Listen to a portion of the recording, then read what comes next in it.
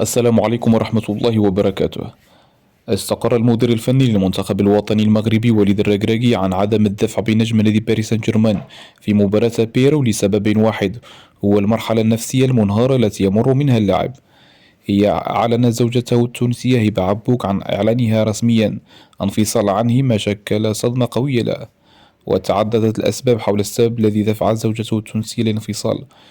هو الخبر الذي يشغل مواقع التواصل الاجتماعي وأكبر منابر الإعلامية في العالم، حيث ربطها البعض بقضية الاغتصاب المزعومة التي يواجهها أشرف حكيمي أمام القضاء الفرنسي، إلا أن هبة نفت ذلك.